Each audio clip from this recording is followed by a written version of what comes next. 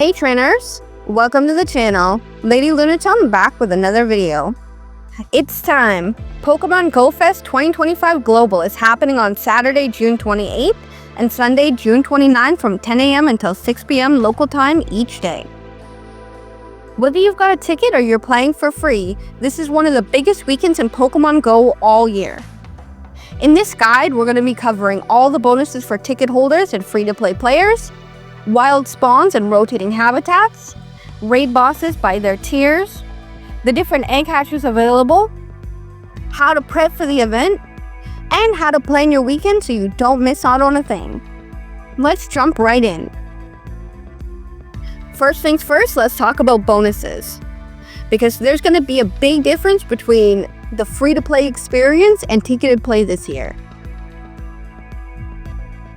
For everyone, as a free-to-play player, you are going to get access to all of the rotating habitats on Saturday, all the Pokemon from the 4 habitats that will be available on Sunday, the special field research tasks that are going to be available from spinning Pokestops, a timed research. You're going to get access to the global raids, which is going to include Zacian and Zamazenta in their Sword and Shield forms. You're going to get the 1-hour lure module bonus.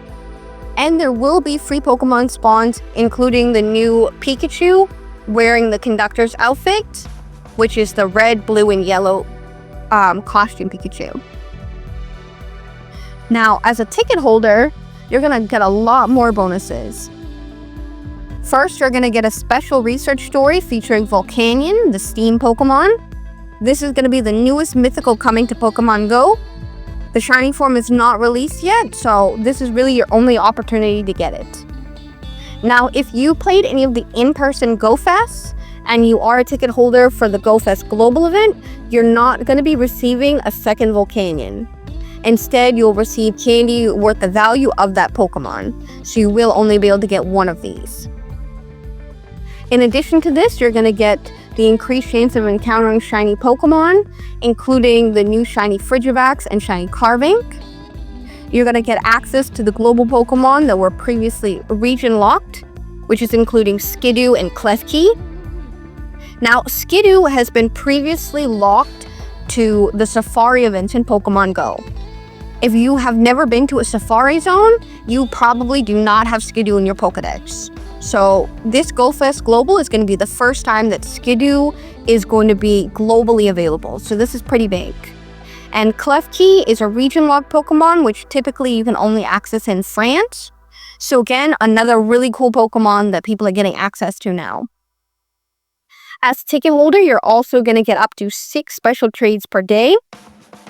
You're going to get 50% Stardust discount on trades.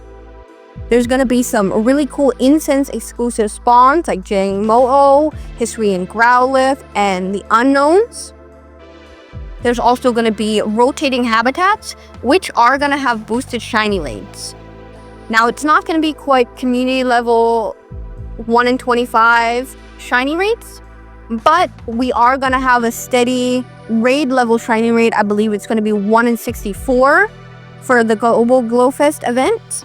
So still really good shiny odds, and definitely worth it if you are a shiny collector to have this ticket.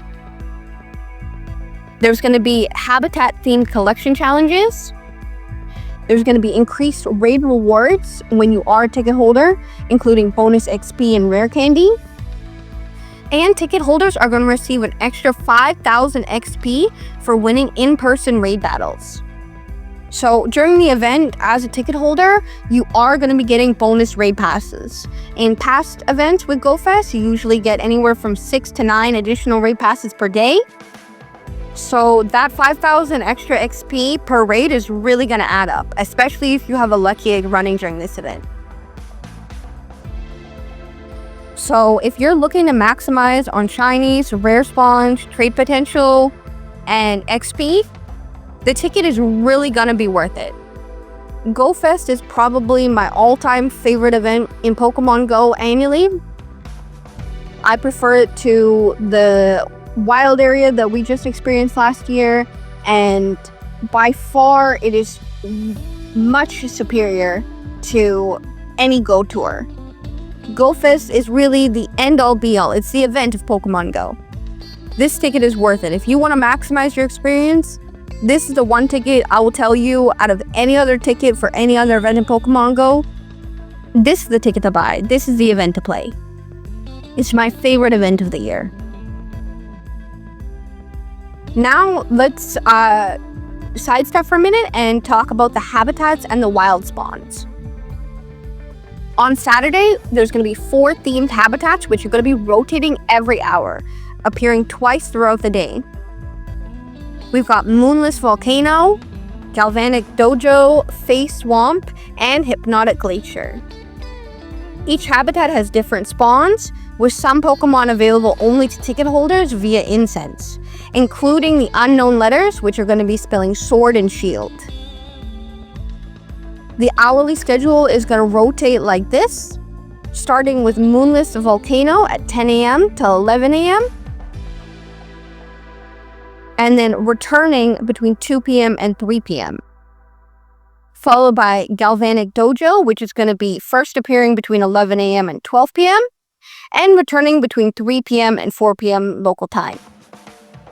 Hypnotic Tundra is going to be appearing from 12 p.m. till 1 p.m. and reappearing between 4 p.m. and 5 p.m. And Face Swamp is going to be first appearing between 1 p.m. and 2 p.m. and closing out the Saturday between 5 p.m. and 6 p.m. as the last hour of the event. On Sunday, all the Pokemon from all of these habitats will be available all day, and there will be no rotation. Some of the standout wild spawns this year include Carbink and Frigivax, which are getting their shiny forms finally, Togedemaru, Phalanx, Dedenne, Larvesta, Jingmo-o, Dunsparce, Gothita, Vullaby, Pawniard, Drillbur, Wimpod, and many more. We're also getting the aforementioned Costume Pikachu, which is going to be wearing the Conductor outfit with 3 distinct color variants, red, blue, and yellow, for a total of 6 variants, counting for both of the genders of Pikachu. We're getting the debut of some shinies, Carbink and Frigivax, which is pretty exciting. Alright, so now we're going to be talking about the raid bosses. Both the free-to-play players and the ticketed players can join in raids all weekend long. In the 1-star raids, we're going to be seeing Frigivax and those Costume Pikachus with all their variants. In 3-star raids, we're going to be seeing Phalanx. And in 5-star raids, we're going to be breaking it up over the 2 days. On Saturday, you're going to be seeing Zacian with its Crown Sword form. And Sunday, we're going to be seeing Zamazenta with its Crown Shield form. When caught, Zacian and Zamazenta revert to their regular forms, Hero of Many Battles, and they can also be shiny. And as a ticket holder, when you're doing raids, you're going to get all those additional rewards that I mentioned. The official site has not confirmed details about the egg pools yet, but we can expect some highlights based on the patterns from Go Fest 2024 and the recent Go Fest Globals. It's likely that we're going to see Pokemon such as Hawlucha, Drampa, Frigivax, Rockruff, Druddigon, Klefki, and Pawniard in eggs. Unfortunately, Niantic hasn't confirmed the official list of eggs, what's going to be in them, what we can expect, but this is my best guess for now. I will do an update for the egg pools in the form of a reel later on, once Niantic drops the official list. But until then, we don't really know for sure. Alright guys, now we're going to be talking about Go Fest prep. Go Fest is a major grind, so since we have a month to prepare, let's really get ready the right way. First things first, with a big event like this, you gotta clear your storage. Aim for at least 500 Pokemon slots and 200 item space, because you are going to be catching a lot and spinning even more. You're also going to want to stock up on items. So while you might not necessarily be clearing all of that 200 item space in your bag to just leave it open, you might want to use some of that space for specific items. you're going to need a lot of Pokeballs. And you should really be prioritizing Great and Ultra Balls if you can, because some of the things in the game are not the easiest to catch. When you're encountering a shiny for the first time, you can get nervous. You don't want to be throwing Pokeballs. Save those Pokeballs for your everyday grind. During an event like this, you're going to want those Great and Ultra Balls. We don't have time to waste. You're going to need a lot of incense. Especially if you're going to be a ticket holder during this event, there are going to be incense exclusive spawns. And unlike Community Day, which we have been blessed to receive 3 hours of incense time, during this event, you're only getting 1 hour of incense. Which means if you're going to play the entire 8 hours each day, you're going to need 8 incense per day, which is 16 incense. That's a lot of incense. That's 16 out of your 200 slots. And so you're going to need to save up your Pokecoins for that and have those in your storage. To a similar note, incubators. Go Fest is a time to get outside and go, to walk. And when you're walking, you should also be incubating. There's a lot of great Pokemon that are going to be in the eggs. Like I said, we haven't confirmed the list yet, but just based off of the Go Fest global event and what we know, I'm going to assume there are going to be some pretty great spawns in the eggs. Now, eggs don't always have the best shiny rate, I'll be honest. But it doesn't hurt to have them. So stock up on some incubators while you have the time. Now, the real pièce de résistance during an event like this, star pieces and lucky eggs. You want to absolutely maximize your Stardust and XP. You are going to be catching so many Pokemon. This is a day of absolute grinding. So you're going to want to have lucky eggs running the entire duration. Star pieces, maybe not so much. While Stardust is nice, you can probably save those for times when you are dedicated doing raids, because you will be earning more Stardust during the raids. But lucky eggs, I would recommend you to use them as much as you can throughout the day, whether that means using it for the full 8 hours or maybe only half of that time. You might also want to stock up on potions and revives. Because, like I said, there's going to be a lot of raids. If you want that Crown Zacian, you want that Swords Zamazenta, you really have to raid. You got to get that energy or you're not going to be able to get those forms. So that's a lot of battles you're going to have to do to stock up. And battles take a toll on your Pokemon. If you can't revive your Pokemon, if you don't have the potions to continue to battle with, you're really going to be left out of the day. So make sure you have those in your inventory. Now, to achieve all of this, you're really going to need that currency. You're going to need those Pokecoins. So from now until the event, you should really be conscious to try and keep your Pokemon in gyms. Well, ideally, it would be great if we could all be extremely focused and dedicated and put our Pokemon in the gym every single day and magically get knocked out and get those 50 coins per day all year round. It would be a really magical world. Unfortunately, some of us, myself included, are maybe not so diligent. But if you make a conscious effort at least this month, leading up to the event, to put your Pokemon in gyms every day, try and put anywhere from 2 to 5 Pokemon in gyms locally around you, chances are you're going to get some coins every day. Hopefully you can reach that 50 mark and start saving up. That way you can afford to have this extra storage space. You can afford to buy the incubators, maybe even get a few more raid passes. So while you have the time now, we have almost a month. We got 4 weeks to go until the event. Try and get your Pokemon in gyms every day and stock up on those coins. Alright, so now that we've talked about a little bit of prep, let's talk about planning your weekend. Because, again, Go Fest is a really big and busy event. Lots of people are going to be outside. Lots of people are going to be enjoying the event. But it can be a lot to take in. 8 hours is a long time. That's a big portion of your day. And that's 2 days in a row. So you might want to be able to plan out your day, where you want to play in the morning, where you want to play in the afternoon. What is the weather going to be like? Where are you going to go for lunch? how are you going to keep your phone charged for that long period of time? Because we all know Pokemon, especially when you're using that AR mode, is a battery drainer. So, how are we going to plan our day? First, I recommend marking out the key Pokemon from each habitat that you want. So learn the habitat list and all the Pokemon in them that you are specifically looking for.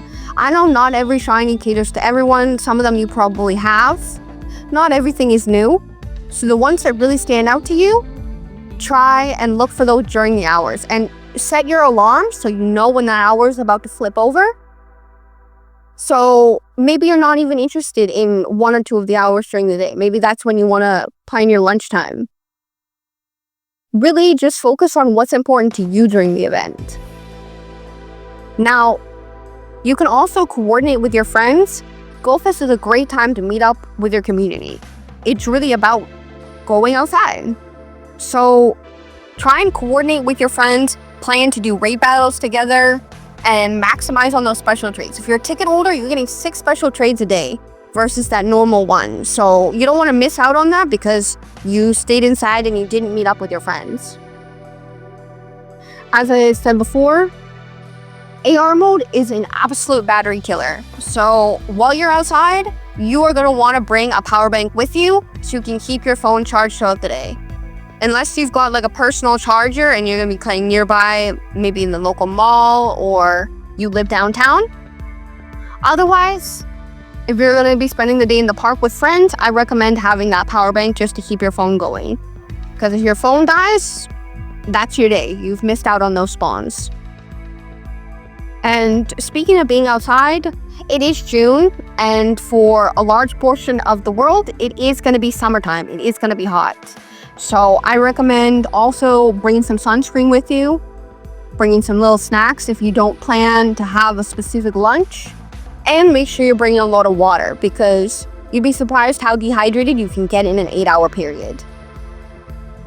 Now, if you're a little bit nervous about meetups, maybe you don't have a lot of Pokemon friends in the community, Niantic is always pushing the Niantic map app and the Campfire app to find active groups, to look for lure hotspots, and to coordinate raids. So even if you haven't really found that community yet, there are lots of ways to go outside and find a community. And you don't even necessarily have to interact if you don't want to. You can use the Campfire app, find a place where a raid is, and you can just do the raids. You really don't have to talk to anyone you don't feel comfortable with, but it is a good way to go out and find a raid that actually has some people in it, rather than trying your best at the closest gym to your house. Go Fest really is about the community and going outside, so try your best to get out there and to meet some people and to really maximize every aspect of the event. Do the raids, make all of the trades.